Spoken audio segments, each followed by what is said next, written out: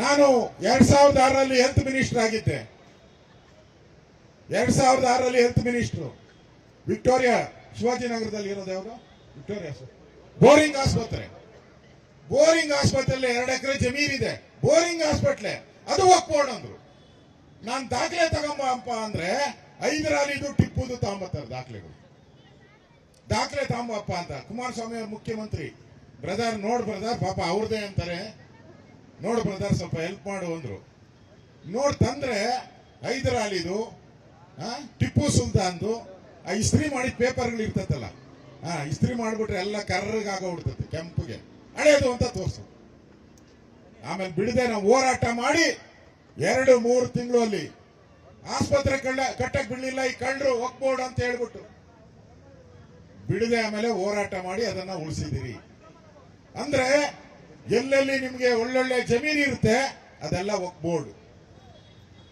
ಆ ರೀತಿ ಇವತ್ತು ಒಂದು ರೀತಿ ತಿಮಿಂಗಲದ ರೀತಿ ಒಗ್ಬೋರ್ಡು ಈ ರಾಜ್ಯದಲ್ಲಿ ರೈತರ ಜಮೀನನ್ನ, ಬಡವರ ಜಮೀನನ್ನ, ರೈತರು ಕಂಗಾಲಾಗಿದ್ದಾರೆ.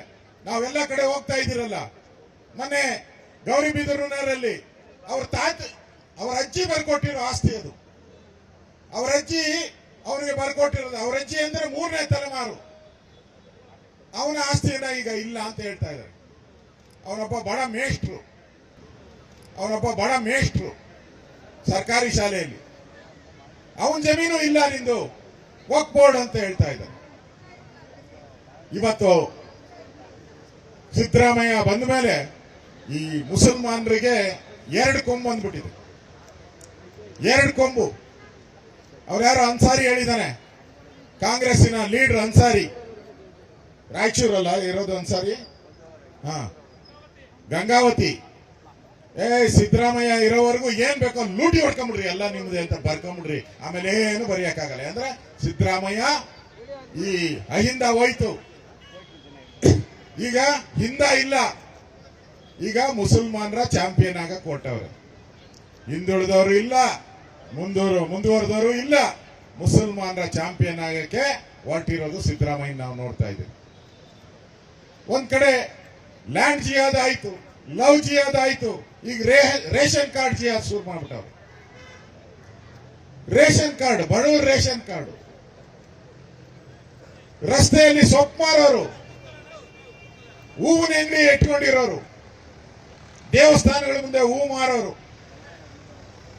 ಅವ್ರು ಯಾರು ಹೇಳ್ತಾ ಇದ್ರು, ನಾನು 45 ವರ್ಷದಿಂದ ರೇಷನ್ ಕಾರ್ಡ್ ಇದೆ, ಈ ಮನೆಯಾಳ ಕಾಂಗ್ರೆಸ್ ಅವರು ಬಂದು ಆ ರೇಷನ್ ಕಾರ್ಡ್ ಕಿತ್ತಾಕಿದ್ರು ಅಂತ ನಿನ್ನೆ ದೇವರಾಜ ಅರಸು ಕಾಲೋನಿಯಲ್ಲಿ ರಾಮಮೂರ್ತಿ ಅವರು ಏರಿಯಾಗೋದು. 45 ವರ್ಷ ರೇಷನ್ ಕಾರ್ಡ್ ಇದೆ,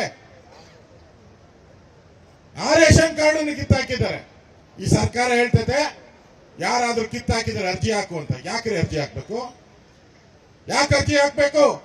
ತಪ್ಪು ಮಾಡಿದವ್ರು ನೀವು, ಮೋಸ ಮಾಡಿದವ್ರು ನೀವು, ವಜಾ ಮಾಡಿದವ್ರು ನೀವು. ಜನ ಯಾಕೆ ಅಪ್ಲೈ ಮಾಡಬೇಕು? ಯಾಕೆ 10,000 15,000 ಲಂಚ ಕೇಳಕ, ಲಂಚ ಹೊಡಿಯಕ? ನೀವು ಈಗಾಗಲೇ ಲಂಚದ ಕೇಸಲ್ಲಿ ಕೋರ್ಟ್ಗಳಿಗೆ ಹೋಗ್ತಾ ಇದ್ದೀರ ನೀವು. ಮೂಢ ಹಗರಣ ಆಯ್ತು, ವಾಲ್ಮೀಕಿ ಆಯ್ತು, ಮತ್ತೆ ರೇಷನ್ ಕಾರ್ಡ್ ಅಲ್ಲೂ ದುಡ್ಡು ಮಾಡಕ್ಕೆ ಹೊರಟಿದ್ದಾರೆ ಇವರು. ರೇಷನ್ ಕಾರ್ಡ್ ಅಲ್ಲೂ ಕೂಡ ಹಣ ಹೊಡೆಯುವಂತ ಒಂದು ವ್ಯವಸ್ಥೆ ಮಾಡಿದ್ದಾರೆ. ಮೊನ್ನೆ ಜಯನಗರ ಆಸ್ಪತ್ರೆ ಹೋಗಿದ್ದೆ, ಔಷಧಿ ಇಲ್ಲಂತೆ ಆಸ್ಪತ್ರೆಯಲ್ಲಿ. ಅದಕ್ಕೆ ಎಲ್ಲ ರೇಟ್ಗಳು ಜಾಸ್ತಿ ಮಾಡ್ಬಿಟ್ಟವ್ರೆ.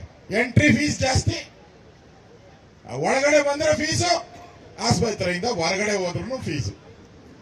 ಎಕ್ಸ್ರೇಗೆ ಜಾಸ್ತಿ, ಬ್ಲಡ್ ಟೆಸ್ಟ್ಗೆ ಜಾಸ್ತಿ, ಬ್ಯಾಂಡೇಜ್ ಹಾಕ್ತಾರಲ್ಲ ಗಾಯ ಬಿದ್ರೆ ಆ ಬ್ಯಾಂಡೇಜ್ಗೂ ಜಾಸ್ತಿ ಮಾಡ್ಬಿಟ್ಟವ್ರೆ. ಏನು ಬಿಡಲ್ಲ. ಅದೇನು ಹೇಳ್ತಾರಲ್ಲ, ಆಡು ಮುಟ್ಟದ ಸೊಪ್ಪಿಲ್ಲ ಅಂತ ಹೇಳ್ತಾ ಇದ್ರು. ಆಡು ಮುಟ್ಟದ ಸೊಪ್ಪಿಲ್ಲ ಅಂತ.